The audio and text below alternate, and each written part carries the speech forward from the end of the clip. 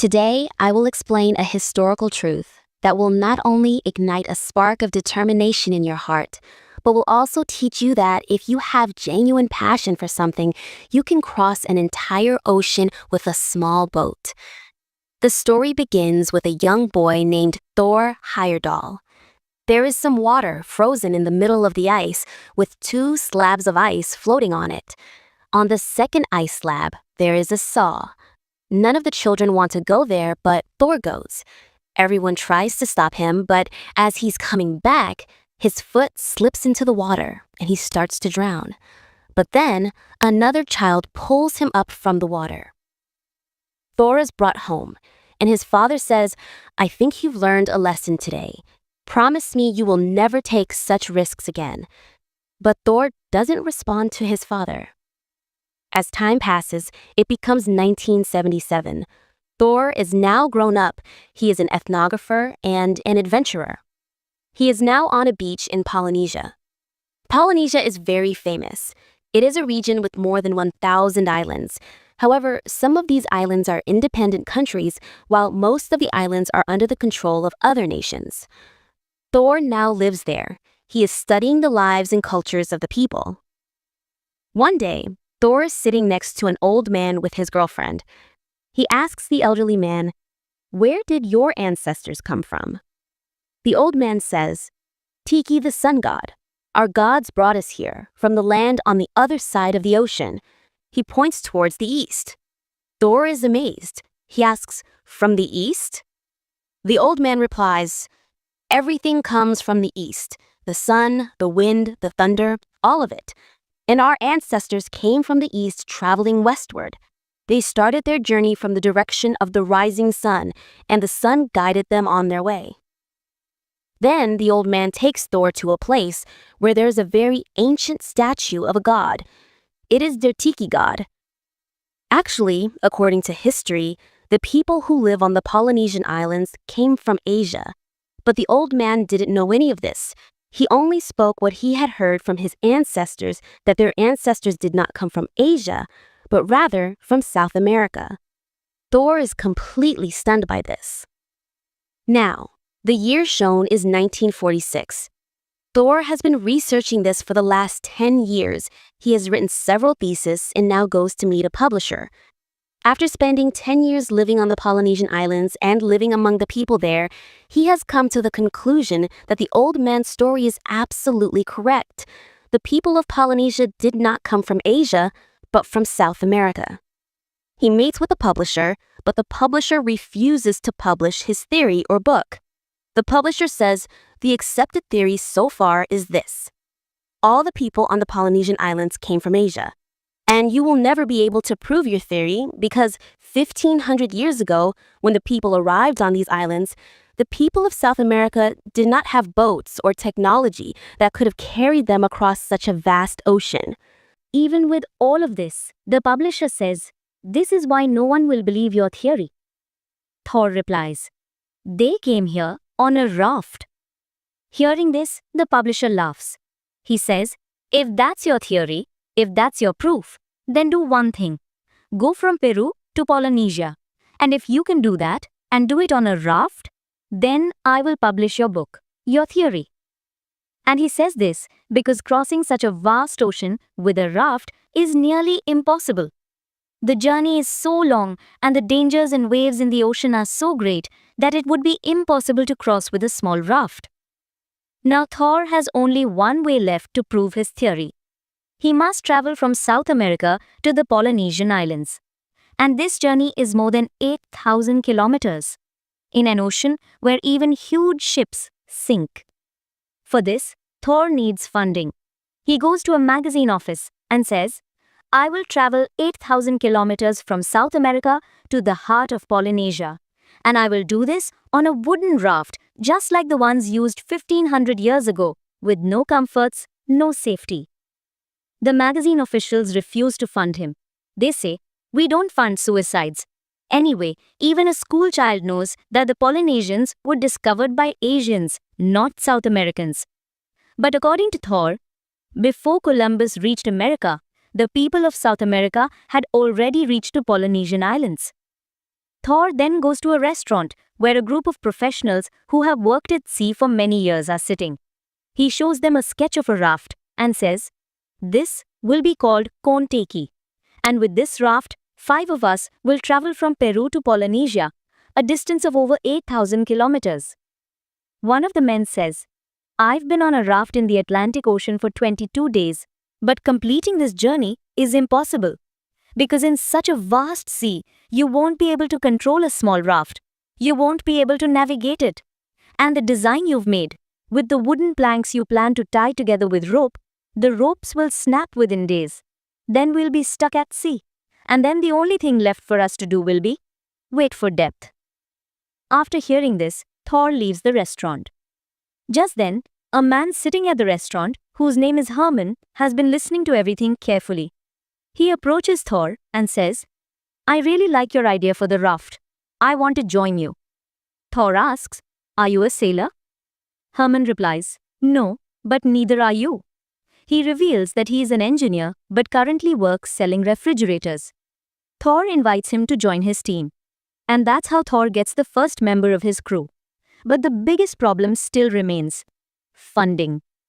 Thor calls home and talks to his wife Liv. He says, "I won't be able to come home this Christmas because I'm going directly to Peru." His wife tells him not to do it. Thor says, "If I don't do this, I'll be finished. I have spent 10 years of my life on this theory. Now I have to do it." His wife says, "You don't even know how to swim, and you have children with you." But Thor wants to follow his dream. So instead of returning home for Christmas, he goes directly to Peru. There, 3 more companions join him, who will accompany him on this journey. That makes a total of 5 people. They are sitting on huge wooden logs, and Thor tells them, "With these logs we'll build the raft. And the method will be exactly the same as it was 1500 years ago." He must travel from South America to the Polynesian islands. And this journey is more than 8,000 kilometers, in an ocean where even huge ships sink. For this, Thor needs funding. He goes to a wealthy individual and says, "I want to prove that the people of Polynesia are descendants of the people here, meaning they are from here." Hearing this, the wealthy person is surprised, but he agrees to financially support Thor. This way, Thor and his team receive the funds necessary for their journey. News of their expedition is published in the newspapers. A photographer comes to join Thor's team to document the entire journey. They finish building their raft, and many people come to the shore to bid them farewell. Everyone thinks they may never see them again, as this journey is very dangerous. They are about to set off into the vast ocean on a small wooden raft. With these 6 people, they have a 1,500-year-old style wooden raft, some food, a small safety boat, and a radio. The raft slowly begins to drift out into the deep sea. One night, while everyone is asleep, a violent storm suddenly hits. Thor is lowering the raft sail when a powerful wave knocks him into the water. Thor doesn't know how to swim, but his companions immediately pull him back up. In other words, he returns to the raft. This way, Thor's life is saved by a close call. The next morning, when the sea calms down, they see that the raft has been severely damaged. They all begin to repair the raft. 4 days have passed on the raft. Slowly, they are moving toward their destination. But the ocean is never easy. Suddenly, they spot a giant whale in the sea. As they are filming it with the camera, Herman, who was Thor's first companion, gets scared because the whale is passing directly underneath their raft. He picks up a sharp weapon tied to a rope and prepares to throw it. One of his companions says, "Put that down," but Herman doesn't listen. He throws the weapon toward the whale and it strikes the whale's body. Now the whale begins to dive underwater, and since the weapon is tied to a rope, the raft starts to spin. The raft almost capsizes, but with great effort, they manage to stabilize it. After this incident, Herman and one of the other crew members start to argue. Thor says, "No one will argue on the raft. If anyone has something to say, I will say it, because I am in charge of this raft." The days pass. Their radio also breaks down. Now they cannot communicate with anyone outside. Slowly, Herman's mental state begins to deteriorate. He starts to suspect that the wood is soaking up water and the ropes tying the wood together will soon snap. At that point, they'll all drown. In fact, the man Thor had first met at the restaurant had said such things, and now those fears are spinning in Herman's mind. The photographer who had come along to document the entire journey climbs into his safety airboat and drifts some distance away from the raft so that he can capture everything on camera. But just then, a massive shark emerged from beneath the water. A swarm of sharks begins circling them, any of which could attack the raft at any moment and kill everyone. Before anyone else notices, Thor sees the shark and quickly pulls the rope of the airboat. Thor quickly pulled the rope and lifted the man back onto the boat, saving his life at the very last moment. But in the ocean, death hides in every corner. Danger is everywhere. One member of the team had a pet parrot. One day, the parrot sat on the water's surface, and suddenly a shark appeared and swallowed it. He was deeply hurt by this. Later, when the same shark came close to their raft, he grabbed the shark's tail. Everyone pulled him up, and together they killed the shark. Blood spread through the water, attracting many more sharks. Soon, countless sharks began circling their raft. Herman became terrified. He brought a box filled with long steel wires. He told Thor, "There is only one way to survive. We must tie our raft with these steel wires, or none of us will make it." But Thor replied, "We will continue exactly the way they did 1,500 years ago," and he threw all the steel wires into the sea. Herman's mind wasn't working properly anymore. Suddenly, he slipped and fell into the water. Before the sharks could bite him, his teammates quickly pulled him back up. After getting on the raft, Herman apologized to everyone, knowing he had been wrong. Now their biggest problem was they had no idea whether they were heading in the right direction. Their navigator, Eric, said they might be lost, but Thor was confident they were on the right path. After such a long journey, everyone was physically and mentally exhausted. One day, Eric, their navigator, used an ancient tool called a sextant to calculate their position. Then he came to Thor and said, "We are exactly on the right course. We are heading toward Polynesia." After almost 3 months, joy returned to the raft for the first time. Everyone hugged each other. At that exact moment, their radio started working again. They sent coded messages to the outside world, explaining how 1,500 years ago, people traveled from Peru to Polynesia on a wooden raft. As soon as this news spread, it caused a sensation around the world because the long-believed theory about Polynesian history was about to change forever. On August 7, 1947, when they had completed 101 days at sea, one of the crew members saw a bird flying in the sky early in the morning. The whole team cheered with joy. A bird meant land was near. They realized they were very close to their destination. Soon after, they saw an island ahead, the place they had been looking for. But reaching the island wasn't easy. They had to face giant waves, so they made a plan. Herman said, "After every 12 waves, the 13th wave is the biggest one. We must anchor the raft, and before the 13th wave arrives, we must pull the anchor up. That big wave will push us straight onto the shore."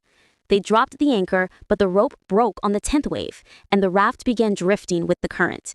Fortunately, luck was on their side. They finally reached the sandy beach.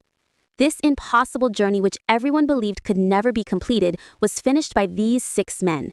Not only did they make history, they changed history.